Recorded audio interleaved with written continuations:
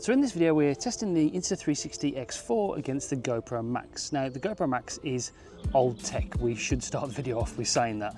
It's 5 years old nearly. This is 2019 tech, but there's a few reasons I actually wanted to make this comparison. Reason number one is that I'm a fan of GoPro. I want them to succeed. It's a company that's been at the forefront of action cameras for, you know, decades now, and I don't want to see them fall behind when it comes to new tech and innovation. So although Insta360 are sponsoring this video, this is not a hit on GoPro. I'm a big GoPro fan. I hope to potentially get sponsored by them in the future as we make more of these videos, and hopefully they'll see this video and take heed of some of my advice and some of my wantings of the GoPro Max 2 if they do release it. There's a crane. See it? Can you see it there? There's a crane on that fence. Reason number two is that we need, let me just get the cameras. Reason number two is we need competition. Competition is good for us as consumers, for me as a tech reviewer. If we didn't have cameras to compare against each other, I wouldn't have many videos to make. If we didn't have new releases from companies, again, I wouldn't have many videos to make. So competition's good because it pushes each of these companies against each other and to make better products year in, year out. If one of these guys falls out, like GoPro of the 360 market, then you're sort of left with Insta360 at the moment. There's a few other ones out there, but don't really match up to this or the GoPro, in fact. That might entice Insta360 not to innovate, not to make better products year in, year out, and they might get a bit complacent. So competition is what we need. So when taking a look around the image quality, the GoPro Max still holds up even 5 years later. It's not too bad an image. It's not compared to the Insta360 X4, but you know, for 5.6K 30, that's the only problem. It's limited to the 30 frames per second. If you want 60 frames per second, it drops down to 3K footage. So you are limited in the resolutions. There are a lot more resolutions on the X4, but you know, the image looks okay. It's a little bit underexposed. The dynamic range isn't quite as good, and you know, it's not as sharp because you know, we've got 8K 30 on the X4, for instance. I tend to shoot in 5.7K 60 quite a lot, or 5.7K plus 30 frames per second. That sort of oversamples on the 8K sensors and gives you a really nice image. So you know, you're still not getting like the image quality you'd expect from a really high quality action camera. 360 footage is a lot different, and it's not going to be quite as sharp and quite as good as action cameras out there. We are talking about 360 cameras here, so you know, both of these decent. The X4 obviously does have a resolution advantage because it's got that processor, again, allows for all those different resolutions and frame rates, so you are quite limited. There's no slow motion on the GoPro Max as well, which is another downfall. It is limited to 3K 60 frames per second, which you can theoretically slow down by half, and it has a single lens mode of 1440p in 60 frames per second as well. With the X4, it's kind of the slow motion king of action cameras, not just 360 cameras, the action cameras in general. We've got the 5.7K bullet time, which has been upgraded from the X3, 1080p bullet time from last year. You've got 4K single lens mode, so this is now a fully capable action camera as well as a 360 camera.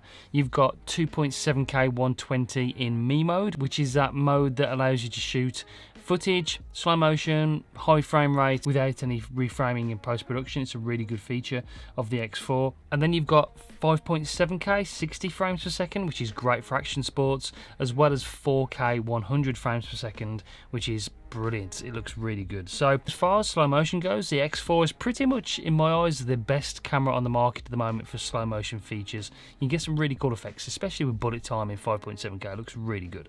Noisy birds. Keep it down. No chance. Bear in mind, 2019, 2024. The next thing is battery life, because battery life is absolutely amazing on the X4. For example, we recently took this on a flight simulator experience for my son. He's really wants to be a pilot, and we recorded the whole experience.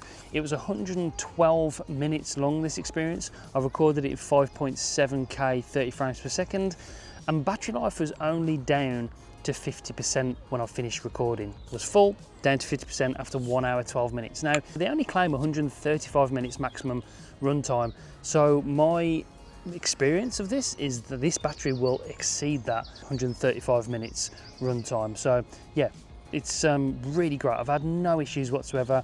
If you are going to be using this for long periods of time, then obviously get a spare battery, or charge it up as you go along, because with the power stick, you can buy the power stick which is compatible with this. The battery life's amazing. As with the GoPro Max, GoPro batteries notoriously aren't very good. They drain pretty quick. It's 5.6K 30 frames per second maxed out. It just won't be anything near that you get with the X4. So battery life is another big thing about the X4. So with the GoPro Max, you've got a couple of really big design flaws, which I hope they rectify in the new model if they do release it.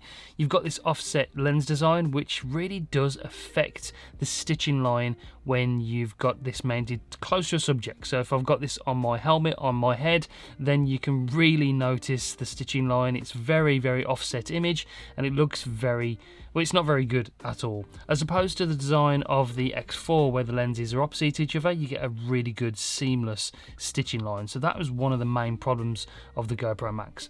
On top of that, you've only got the GoPro mount on the bottom, which doesn't allow you to mount this to a selfie stick without another accessory. You haven't got the 1/4 inch that you've got on the bottom of the X4.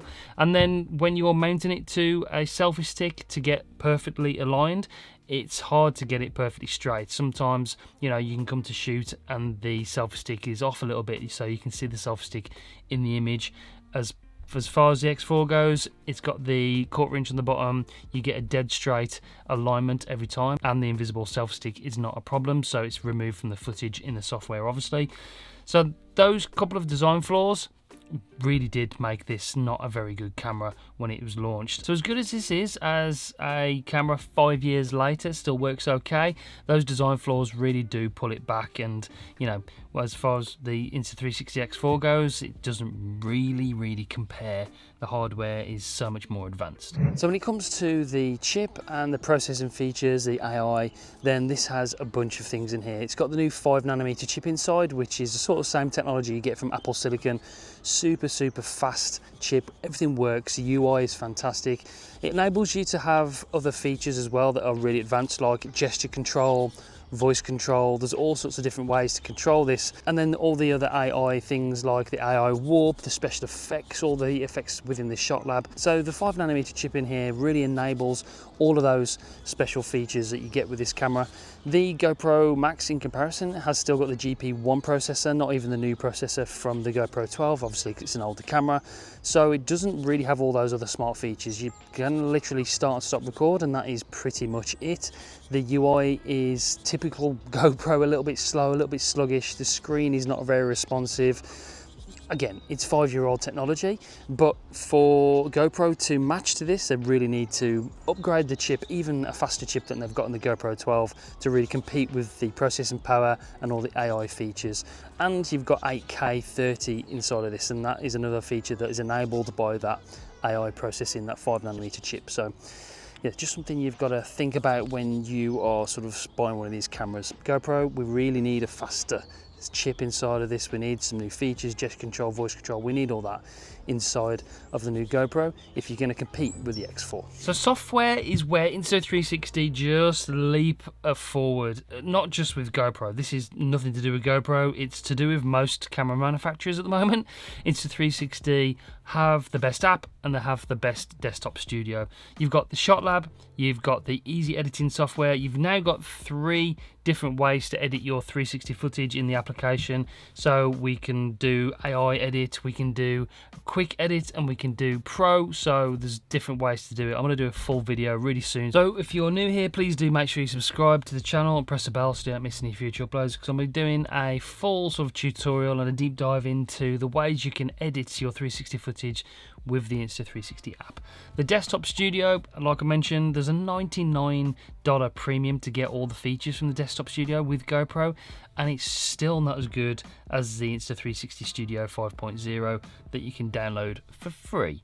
So the desktop studio with Insta360 is as well pretty much like a fully fledged editing software. It is lacking some features of like Final Cut Pro or Adobe Premiere Pro, but there are plugins for both of those big softwares as well from Insta360 that you can use your main editing software if you do already, like Premiere Pro. There's a plugin and you can edit the footage directly inside of Premiere Pro, so go and check that out as well. But the editing software, the AI features, the things you can do with the software is just far more advanced than anything GoPro currently offers. So hopefully they will improve that with the next iteration of their software. So look, 5 years later, this camera, yeah, it's not too bad. It still holds up, but they really need to be looking forward to the GoPro Max 2, and they need to be looking at the Insta360 X4 to see what they can improve and how they can compete with Insta360 in the action camera 360 market, because, you know, this is so far ahead, it's not even funny anymore. I will say it again, this is not me smashing on GoPro. I really do genuinely want GoPro to succeed, not only because I like them as a company, but competition is what we need. Like I mentioned at the top of the video, competition helps us consumers get the best products every single year. I mean, look what's happened to Apple. Apple have just sort of stagnated a little bit. They're not really innovating with new products. They're just incrementally improving their products year in, year out, and it just gets boring. Everybody switches off and they're just not interested anymore. We need competition to make this competition interesting. So hopefully GoPro will release a GoPro Max and push through Insta360 to make the X5 whenever it comes out even more impressive. So yeah, if you're with me on that, comment down below. Let me know what you'd like to see from the GoPro Max 2 if they do release it, and if you've got any questions or comments about any of these cameras, I'll try and answer them all. So yeah, stay tuned, subscribe to the channel. That's it for this one. But the Insta360 X4 really is the king of action cameras at the moment. I really do like it. Yeah, it's got its flaws. It's still not a perfect camera, which is all the more reason for GoPro to release the GoPro Max 2.